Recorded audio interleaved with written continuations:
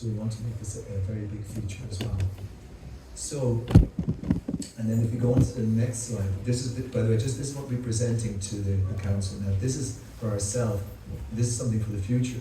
You will see an extra element there. Number 2 is the school and a college, because we need a college because we want to present this timeless Vedic philosophy to humanity at large. Because Srila Prabhupada wrote, Govindadasi was giving the talk from the Srimad Bhagavatam there.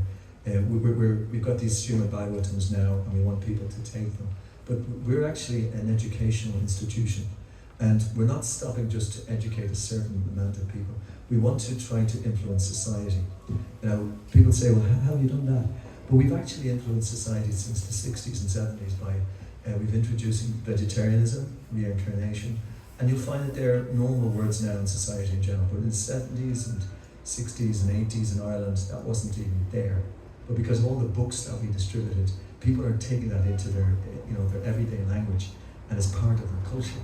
So we want to go a step further, because the Vedic understanding is the most it's the most scientific and practical method of life or lifestyle that's found anywhere in the 3 worlds, basically. And then, of course, so we have the school for the children, we have a college, and then we have a guest house, because we want to run seminars there. This place will be a great beacon for different schools and colleges around. Already there's schools and colleges coming here, but we can only show them or give them a theoretical understanding of what the Vedic culture is. But we want to give them a practical understanding, to see how the cows are protected, how our educational system works, how we're looking after the land. This is all there in the Vedic scriptures. There was no greed, there wasn't exploitation of the land. It was, everything was done in harmony. And so we're going to try to do this as a pilot project, so that people see what the Vedic culture is in practical terms. And then we'll be able to help society, because society is suffering. They keep on introducing material plans, but those material plans will never solve the material problems that they create by their previous plans. They need a spiritual solution, and the spiritual solution is in the Vedic scriptures. So I think that's all we have. Okay, so Hare Krishna. And we are starting our, we're going to try to come up with a figure of 158,200, something like this.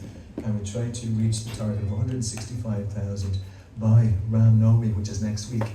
So we want everyone to, if they come to me, I'll be downstairs. I've got a kind of a card, a bank detail, if anybody can set up.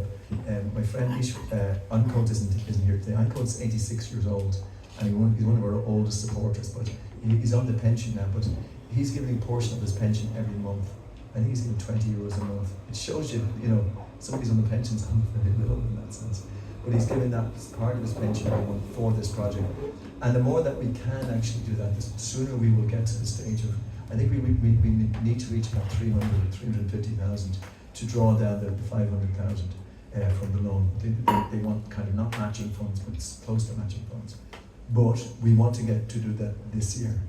So therefore we're looking for a Lord Ram-like intervention, Krishna-like intervention. We need a divine intervention, but it means that everybody has to find the divine in themselves and try to help this project actually get going, show what we're about in Ireland, because people just think it's some kind of religion, and it's not. It's a whole way of life. It's a spiritual path, and it is the highest path basically that is available. So this is what we're trying to demonstrate today. Hare Krishna. Thank you so much. Hare Krishna.